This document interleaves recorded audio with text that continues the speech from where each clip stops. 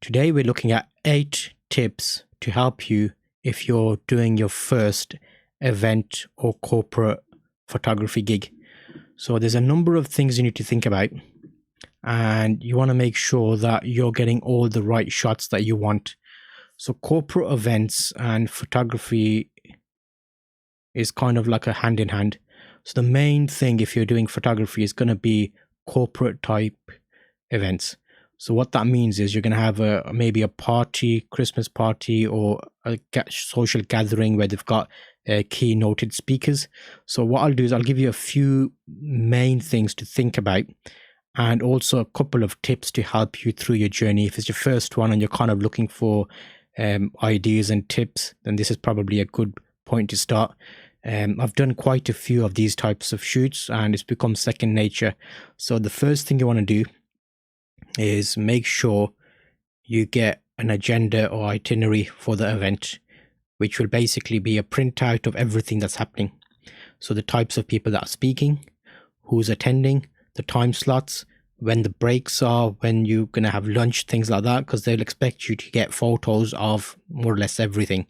So they'll want the main event, they'll want the speakers, they'll want any guests, they'll want people mingling during the breakout sessions, so talking amongst themselves, having a snack, those kind of things.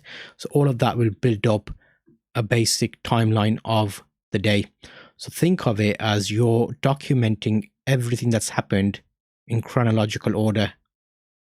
So think of it like a movie in your head, that, okay, we started the day, everything was laid out. So basically get a few shots of the location, because sometimes they hire out really nice venues.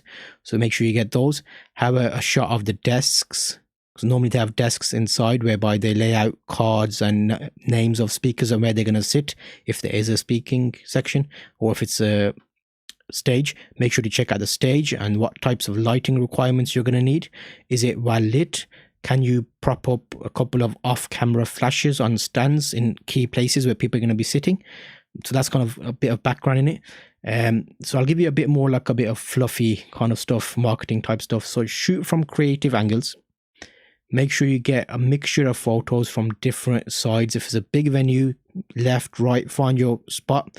You want to basically take photos that other people aren't getting. So most people probably have their phones out that they're going to be shooting with. So that's something to keep an eye on. Don't be afraid to have fun with posed shots.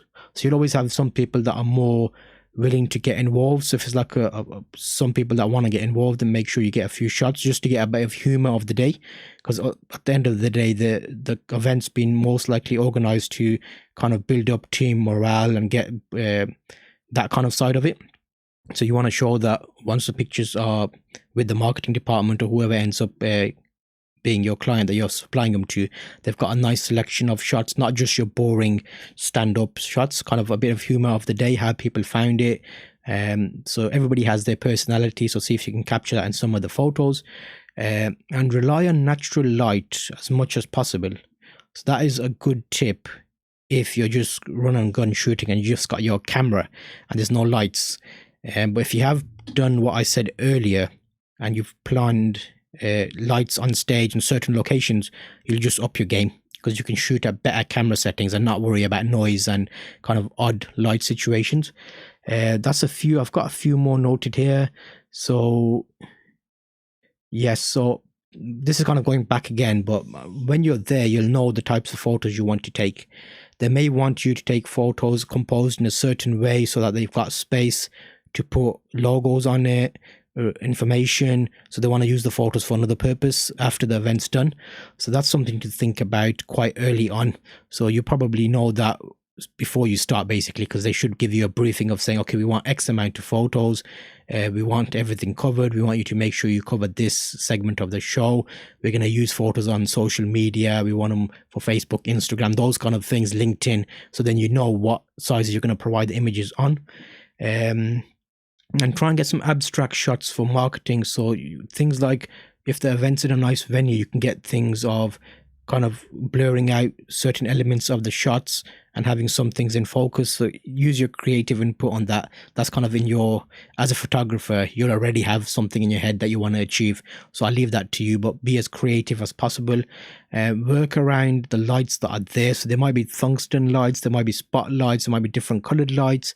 So make sure you've got an idea of where the shots are coming from when you're there. Do a few test shots in the setup phase.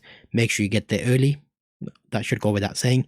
And the standard stuff, I'm kind of halfway into it now, but cameras, make sure you got a few cameras, make sure you got a few batteries. Your stands, if you're having a camera on a stand, if you got a remote shutter release, you can manually have a few cameras going. And yeah, so that's kind of a few. I've given you probably 9 tips there, but I think that's just me giving you an idea, because I know event photography can be a kind of a fun place to explore your ideas, and it's a safe environment. Most of the time it's going to be indoors. So once you've taken a few shots, you'll know the key settings you're using for that. But I did a similar video about 8 tips to shoot a fashion catwalk, and this is kind of along that line. I thought it's time I did an update, so I'll link you to the playlist of those videos and keep an eye out, and I'm hoping these help you if you're a new photographer.